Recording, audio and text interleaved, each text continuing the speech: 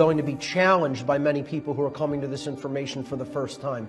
Every mystery tradition has its inversion. Light Freemasonry and dark Freemasonry. Light Kabbalah and dark Kabbalah. Light Rosicrucianism and dark Rosicrucianism. These traditions are rich in symbolism and they're rich in knowledge of self. They can help people really to deeply understand morality and natural law. The number 9 is Satan's number. Stupidity, pretentiousness, solipsism, self-deceit, herd conformity, lack of perspective, forgetfulness of past orthodoxies, counterproductive pride, and lack of aesthetics. Let's look at some numerology. The number 9 is the number of the ego. 1 plus 9 is 10. Then if we add the 1 and the 0 from 10, you get 1. So we started with 1, we added 9, and then by adding the result, 10, the numbers in 10 together, 1 and 0, we're back to 1. It doesn't matter what number you do this with the number 9.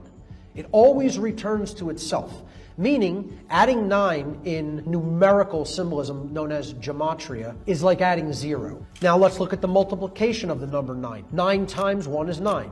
9 times 2 is 18. 1 plus 8 is 9.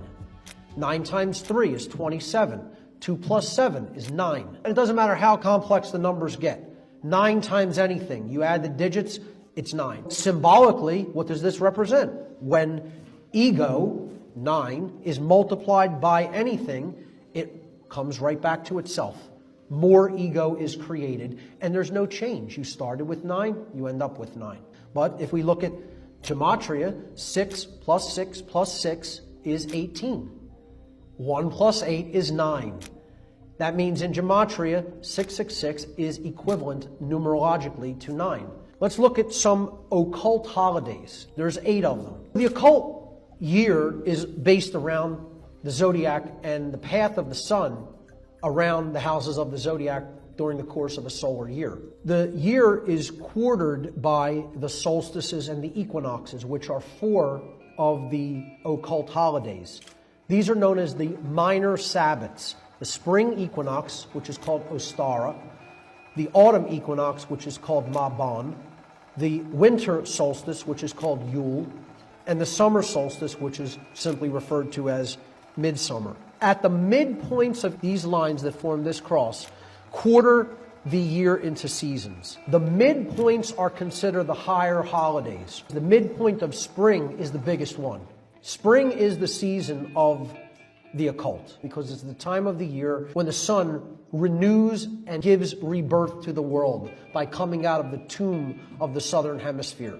In general occultism, this day is mostly known as Beltane. The high holiday of communism is May 1, May Day. The oldest sun god's name from the Sumerian and Babylonian tradition was Bel or Bil. Here is the god Bel in the Phoenicia-Canaan tradition with another solar deity with rays around his head. He was known in the Babylonian tradition and Akkadian tradition as Baal. He was depicted as the bull, the golden bull of Sumeria.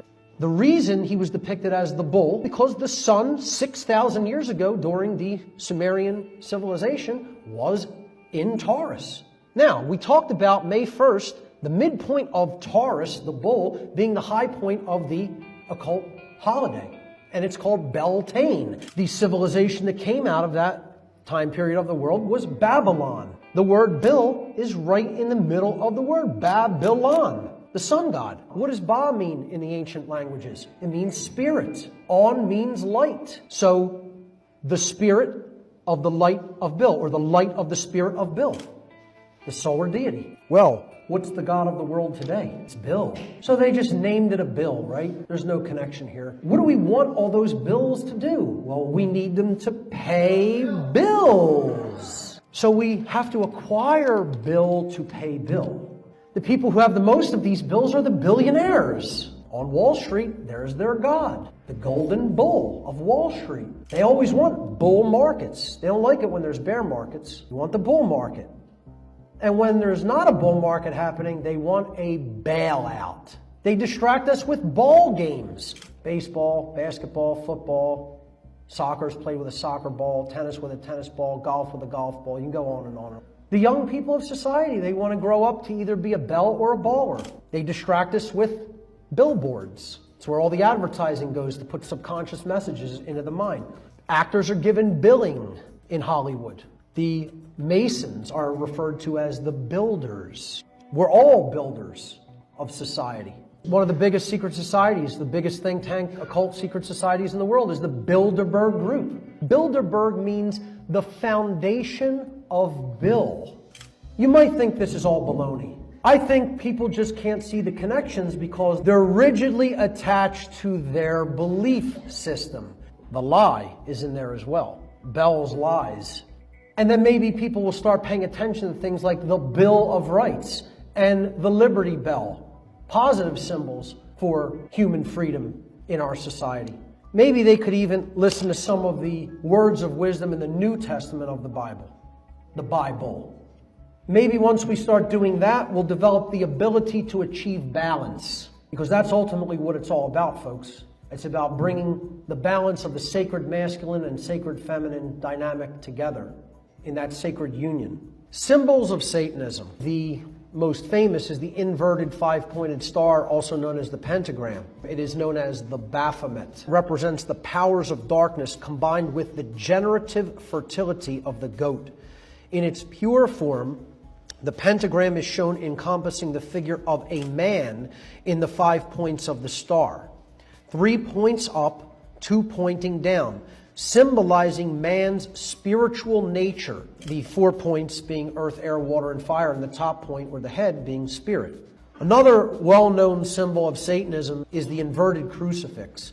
This is very popular in satanic music, especially death metal and black metal. The hypercube is one of the most occulted symbolism within all dark occultism, yet it is found prevalently throughout our society in the form of octagonal symbolism. Two-dimensional projection of the hypercube, which is a representation of a four-dimensional object, is an octagon. They also use the octagon in the form of two squares overlapping each other at 90-degree angles. In Satanism, the trapezoid represents the imbalanced, ego-driven consciousness, an identification purely with the physical self.